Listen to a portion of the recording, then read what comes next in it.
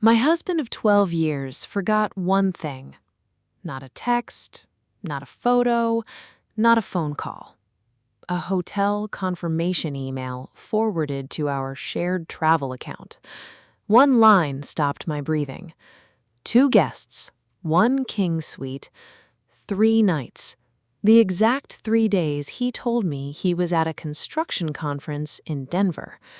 I stood in my kitchen holding my phone so tightly my knuckles went white.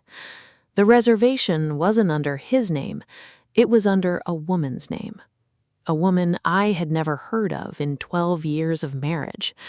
And the moment I saw that name, every late meeting, every canceled dinner, every weekend trip that ran a day longer than it should have, every single one of them rearranged itself in my mind like a puzzle I had been staring at upside down for years. I didn't scream.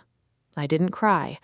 I sat down at my kitchen table and let my coffee go completely cold. Because something inside me already knew. This wasn't just an affair. This was the beginning of something much bigger.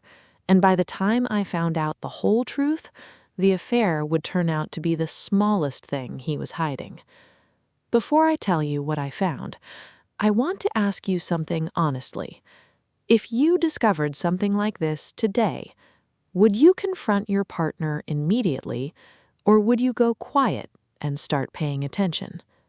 Think about that, because your answer says more than you realize. You can tell me in the comments where you're watching or listening from right now.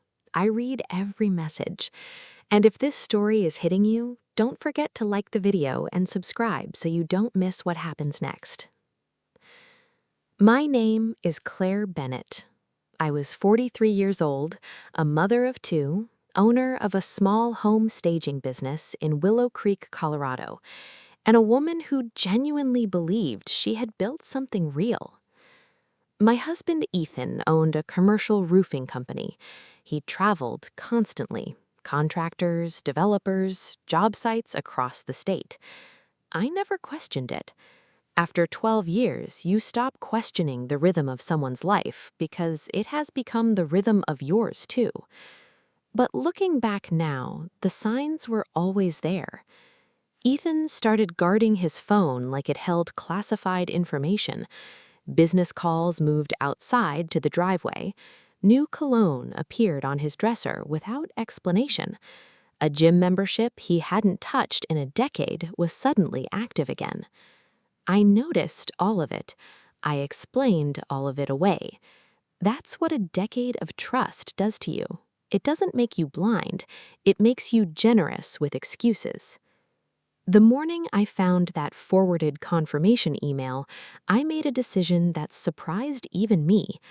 I didn't confront him. Instead, I went quiet, and I started paying attention the way you only do when you already suspect the answer. Within 2 weeks, I noticed the money. Our joint account was consistently lower than it should have been. Credit card balances were climbing. A family vacation we had been planning for 8 months got postponed again. Yet Ethan always had cash. Dinners with clients, weekend trips, new clothes that never made it into our shared closet. I started pulling financial statements late at night after the kids were asleep. I told myself I was probably wrong. I told myself I was being paranoid. Then, one Tuesday evening, I found a recurring transfer I didn't recognize, then another, then a third going back 14 months. Thousands of dollars moving quietly out of our business account into somewhere I had never seen before. I remember closing the laptop and sitting in the dark for a long time, because I realized this was no longer just about a woman's name on a hotel reservation. Someone had been moving money for over a year, and the man who kissed my forehead every morning before work knew exactly where it was going. I want to ask you something before we go further. Have you ever looked at someone you loved and felt like you were suddenly seeing a stranger? What was the moment it hit you? Tell me below. I read everything. Drop a comment and tell me, has anyone in your life ever surprised you with a betrayal you never saw coming? A friend? A partner? A family member? I want to hear your story. And if this one is hitting close to home, share it with someone who needs to hear it. And subscribe so you're here when this story ends. The account contained $217,000. I sat at my desk at 11 at night staring at that number until it stopped looking real.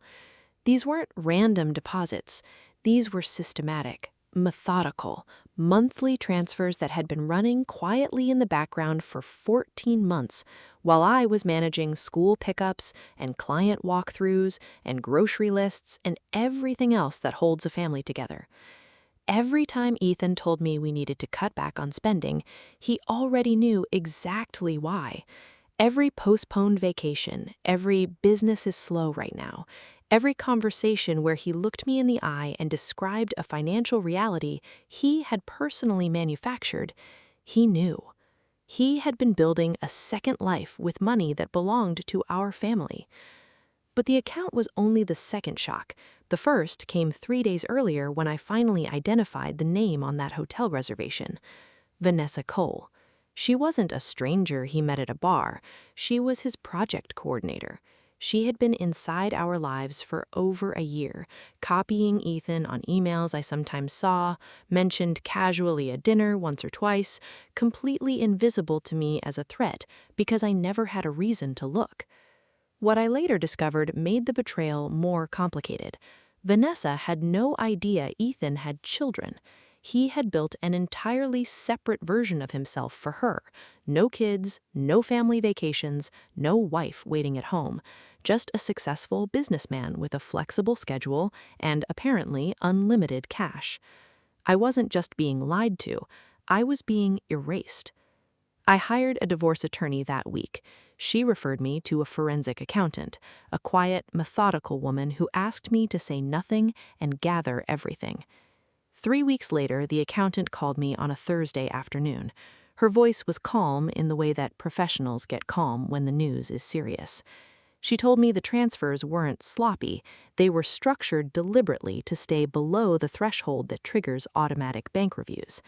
Ethan hadn't stumbled into financial deception, he had educated himself on exactly how to do it without getting caught. The attorney's assessment was immediate and direct. This was not a man who made emotional mistakes. This was a man who made a plan. And I had been the only person in the house who didn't know what it was. I remember hanging up the phone and standing at my kitchen window watching my daughter shoot basketball in the driveway, completely unbothered, completely unaware. I thought about how long I had worked to give her that kind of safety, and I thought about how quietly someone had been dismantling it from the inside. I didn't cry that afternoon. I just watched her and made myself a promise. Whatever came next, I was going to finish it completely. If this story reached you at the right moment, share it right now with someone who needs to hear it. You probably already know who that person is. And subscribe before you leave, because the conversation in the comments on this one is something you don't want to miss. Ethan was served on a Wednesday morning. I know because I was sitting in my car 2 blocks away when my attorney called to confirm it was done. I didn't feel relief. I didn't feel satisfaction. I felt something quieter than both of those things, like a door closing softly after years of being left open. Within the hour, my phone started lighting up. 1 call, then 5, then 11. By the time I pulled into my driveway, the count was 23. I sat in the car and watched every single one go to voicemail. For 12 years, I had rearranged my schedule, my sleep, my patience, my silence around this man's needs.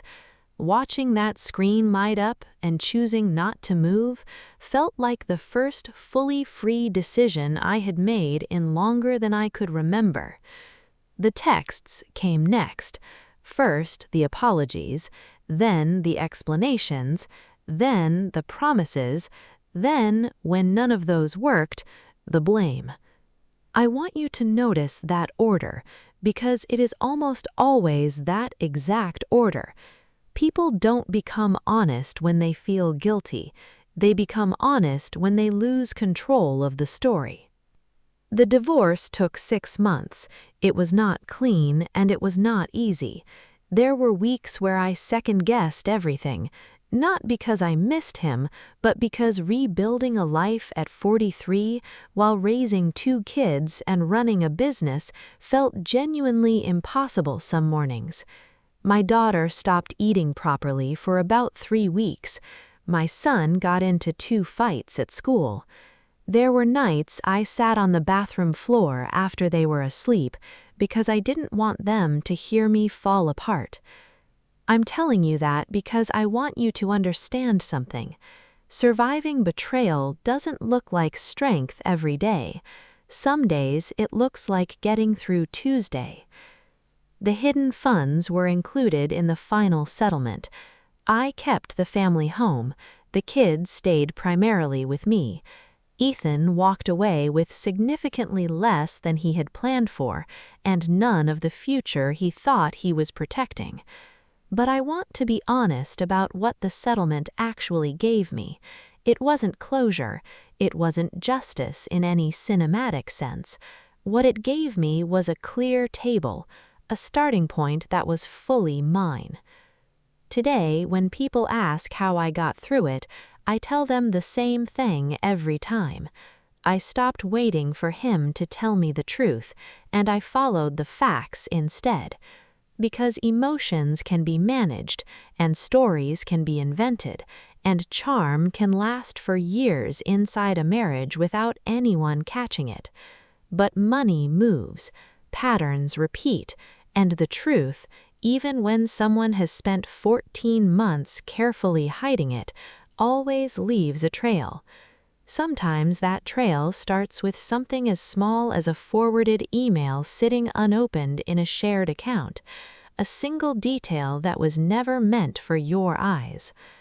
If this story reminded you that your instincts are worth listening to, share it with someone who has been dismissing theirs.